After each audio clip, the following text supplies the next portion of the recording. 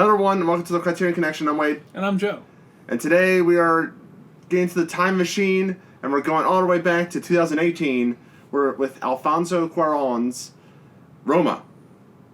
It was nominated for Best Picture, Best Director, a lot of Oscars. I think it won Best Foreign Film, Best Director, and Best Cinematography. Mm-hmm. Did not take home the Best Picture. That went to La La Land. No, it didn't. It's a bad joke. Anyway, so this movie is from Mexico. Yes. Yes, it's in Spanish and a little bit Japanese.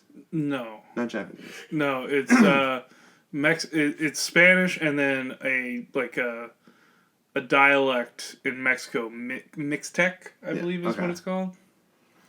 Yeah, so from southern Mexico. It deals with this family and then this kind of like this maid housekeeper kind of character helping out the family a little bit. And we deal with the mother that's pretty much a single mother. The husband is having trouble even just getting into the house with his car. And he just kind of I do like that. I like that a little bit. It's a nice little insight into his character. We've all been through it though. Yeah, it's like kind of like he's struggling to fit in. Well, it's not only that, the family life, but it's also this is probably his prized car by the way he treats it. Yeah. And, his garage is only so big and he refuses to compromise and get a smaller car. Yeah.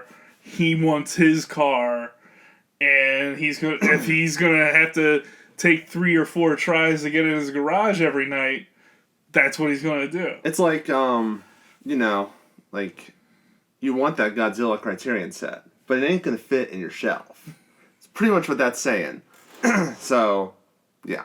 So he's kind of not there for reasons because of his job. I gotta go to Quebec real quick. He's gotta go to Quebec real quick for a couple weeks. We gotta postpone the episode. I gotta go to Quebec. Okay. For a few weeks. Okay. Oh, you're gonna do another? What's gonna happen? Am I gonna catch you doing another show about Criterion movies? And I'm gonna tell my kid, don't tell anyone else, because that's wrong. Whatever. So, and it also deals with Cleo, and she's the housekeeper, and she has a guy, Fermin. Yeah. Sorry, I'm gonna butcher some names. They have fun, and she gets pregnant, and he wants nothing to do with it, right? At all. Yeah, he is wholly self-absorbed. Oh yeah. If the bedroom scene wasn't enough for you. Yeah. Yeah. Where he's just like, look at my moves while I'm naked, and you're just like, I didn't know if I was supposed to laugh. Was I supposed? Because she looked like she was about to laugh. I mean, I think she was enjoying her time with him. Yeah, I mean, I would be with someone that could handle a bow staff like that. But martial arts is life, bro. Yeah, so she gets pregnant, and that's pretty much that's the movie. Like, it's this family trying to figure out. It's the mother trying to figure out how to deal with her family, and also Cleo's story. But also, there's this impending decay kind of idea. Yeah, this movie is not plot driven. It's very much like I got the feeling of kind of French New Wave. Also, kind of the rebirth of independent cinema in the early 90s in America. Mm-hmm. Where it's less what happens, it's following these characters through, what ultimately becomes an important part of their lives. But we're just following them through various scenarios. Yeah. And that's it. It's not like a big overarching we gotta save the princess kind of plot. That'd be an interesting movie though. Or well, you know who would save the princess, right? Would it be Fermin? Yes. Because he knows martial arts. Did you see those moves? But I really enjoyed it. I thought it was a nice. It's not a movie that requires tons of contemplation. I'm sure it has that depth if you're looking for it, but you can just sit here and enjoy the movie, enjoy the exploration of these characters, great performances all around, and just kind of follow the life of Cleo and this family. Yes. I enjoyed it. I feel like near the third act is where it really gets good for me. Like, there's a lot of plotting for me. There's a time when they go to that New Year's celebration and everything catches on fire, and you're like, and I'm thinking to myself, the riots and stuff. Protests. I don't want to sound weird, but like, what is this about? I don't know. This is to do with the story. You know what I mean? I know it's trying to like world build or like, paint the picture, but I was just like, what is this about? I was kind of like, whatever. But then the third act happens when, let's just say, there's people with guns show up, and Cleo's caught in there, and she's like, when they show one of the gunmen, you're like, oh, okay. And it gets really sad from there. I don't want to go into what happens, but it gets real, like, devastating. You're like, oh, man. But yeah. Yeah, I liked, the nice... could the movie be shorter?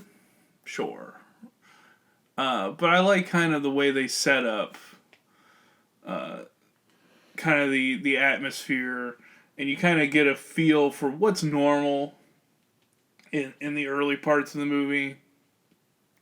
And then we start having that one deviation that leads to more and more, and there's all these cracks that kind of show up. The husband leaving, and Cleo having her troubles with, the pregnancy, the denial from Fermin, and then, what happens, with the big protest and the huge, outburst of violence. And then even afterward, where, she goes on the retreat with the family and just, has a place, and it's with them. She has a family that loves her.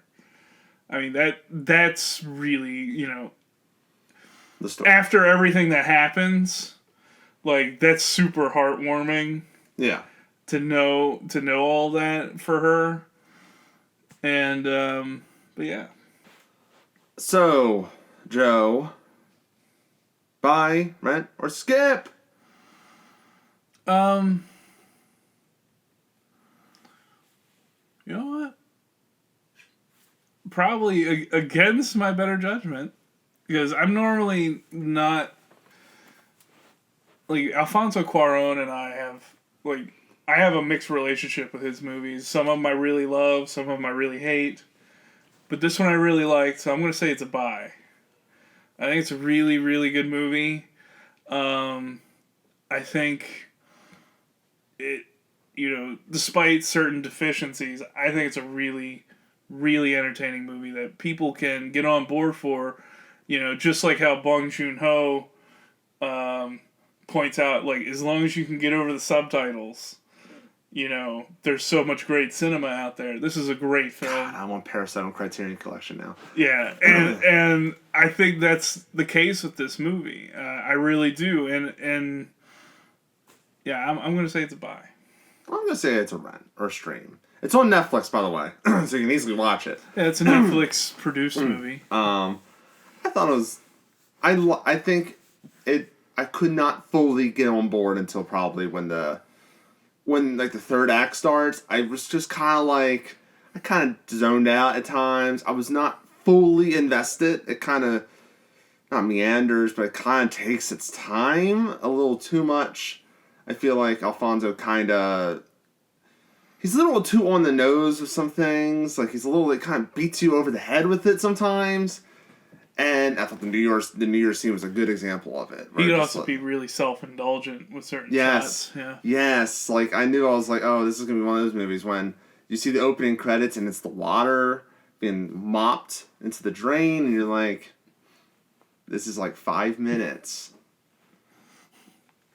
I understand art and all that. I understand that, but, you know, it's tough to get through sometimes. And that's how he films. And I've never seen any other of his movies. So, from what I'm gathering, he does that a lot. So, that's his style.